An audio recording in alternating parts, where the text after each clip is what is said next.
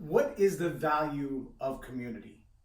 Community, where a bunch of people get together and then they have a reason for getting together, right? I mean, whether they live near each other or they know each other for some other place. What is the value of community? Welcome to Leading Leaders Podcast. 5-minute videos, 5 days a week. I'm J Loren Norris with Leading Leaders Podcast. And yes, I'm running about 20 minutes late on this morning's video. Thanks to technology. I love technology. It's awesome. But when it doesn't do what it's supposed to do, it's just whacked out. I've realized over the last few weeks that my live Facebook videos have not been getting the tags. The people who I have an agreement with or I'm in relationship with, that I say, I am going to tag you on some of the videos that I post for my Leading Leaders podcast. Whether I mention you or not, all I ask is that you help share and cross-promote what I do, and I'll do the same for you. So Cammy Arnett, actor Cameron Arnett, is one of those people. He does a lot of his stuff in Atlanta. He does regular teachings on his Facebook Live, and I always share and allow those on my post, and so we have a mutual agreement. And then, of course, my wife, we have a pretty fair mutual agreement, and then there are others that I tag when I mention them, like William Sampson and Darryl Rivers. These are guys that are part of a community that I belong to, and they're fresh on my mind because I got to see them last night. And Joe Abraham, he's new to my community. Not that he's new to the community, but he's a new acquaintance of mine in a particular community. So I want to tell you a little bit about that community and why I feel like the idea of community is so important. Now think to yourself, that last time you ran into someone, maybe it was a grocery store, maybe it was a convenience store, maybe it was a movie theater. It happened to me about a month and a half ago. A guy that I've known for 15 years now. He and I were hanging out together and he said, hey, I've got tickets to go see this Patsy Cline at a local theater, just an artisan type of a theater. And he said, if you want to come, I've got 2 tickets, you and your wife can come, we'll make it a double date. So we did. And I went back outside to get my jacket because it was a little chilly. And on my way out the door, I encountered this little herd of people coming in, and the lady leading the group, a little bit my senior, a beautiful woman, nice lady, very sweet, always engaging. And we recognized each other, but it was so out of context. I'd never seen her in this place or in this environment. And I was like, and I know her, can't picture her name or her face. She had the same problem. So when we passed each other, we just gave each other a hug, and everybody in each of our groups looked at each other like, wow, that was weird, because they had no idea that we knew each other or that we knew each other like that. Well, it turns out she's actually the lead barista at the Starbucks coffee shop where I spend a lot of time because it's right next to where my wife works. So if I've dropped her off or I'm about to pick her up from work, that's the place I hang out. So Miss Sharon and I have known each other for several years because of that. And she's a sweetheart and she's a believer, but we don't go to church together. We don't see each other outside of Starbucks at all. But then there are those people that you run into and you're like, I know I should know you. Where do I know you from? Or you run into the ones that you went to high school with and you're like, oh boy, yeah, please don't start telling any secrets about what you knew from me in college or in high school or in my military days. And Darryl and I had this conversation last night about a guy that he ran into that he hadn't seen in years when he was on the Detroit Police Department.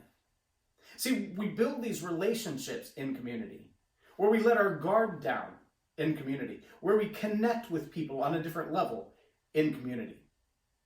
A friend of mine, Jason Manquist, posted on his Facebook page just the other day, people ask him all the time, how did you build such a successful business?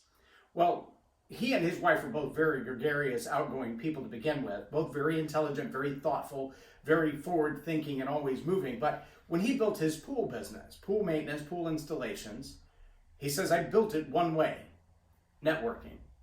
When my wife built her hair business, running hair salons, owning multi-unit hair salons where there were other people renting space from her, she did it one way, networking.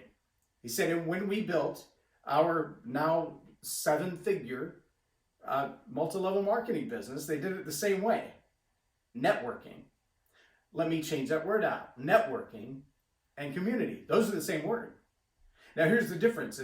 Networking is where you're out looking to connect with people that you may or may not have any common ground with. You don't know anything about them, but you're looking to build that. Community says we already have common ground.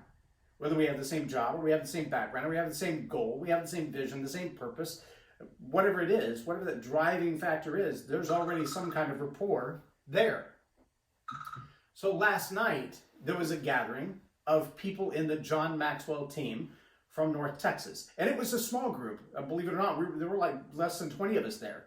But we had a great time to really have conversation and get to know each other on a totally different level. Now, we know there are a couple of us in the room that were founding partners. I mean, like in the first 100 to sign up for the John Maxwell team.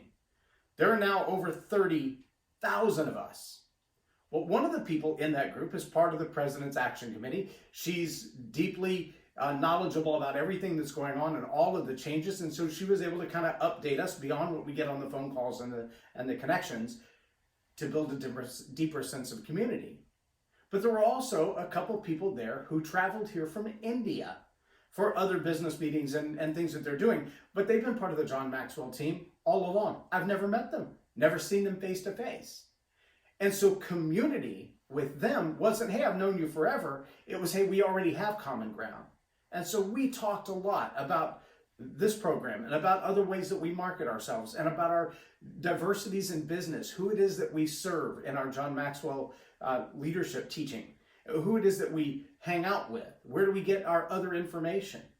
And it's really fascinating that that one common thread of the John Maxwell team allows us to be so diversely different and yet have something in common that keeps us together. Tonight we have a dinner plan with two couples, my wife and I, and two other couples, and we know both of these other couples, they've never met each other. It's going to be fascinating because honestly, if I took all of them and just hid them behind a curtain and started talking, you would think it was the same group of people on both sides because they're so much alike. It's going to be fascinating. But the synergy that will come out of this communication, this little community of 6, that's going to be some powerful stuff. And I hope to see some new ideas birthed out of this group because we have some very similar passions and hopes to build community around us. It's going to have to do with marriage. It's going to have to do with story power. It's going to have to do with bringing those things together. And it's going to have to do with reaching out into different cultures and different communities to bring marriage and story together. And I think it's going to be powerful. So just keep your eyes out for that. But as a leader, you've got to build community. You've got to find community where you've already got resonance and rapport with people, but you've also got to be the one to lead that community. There's an old proverb that blessed are the peacemakers. Making peace isn't just about calming down problems. It's about reaching out, networking, and building relationships, building rapport where it didn't seem to exist before. About understanding the people that you're around enough to know what their common wants, what their common dreams, what their common goals are, and then drawing them together to serve that purpose as one. If you can do that as a leader, if you can build community as a leader, you can become a stronger leader of leaders. I'm J Loren Norris for Leading Leaders Podcast on Tell It Like It Is TV. Have a blessed day.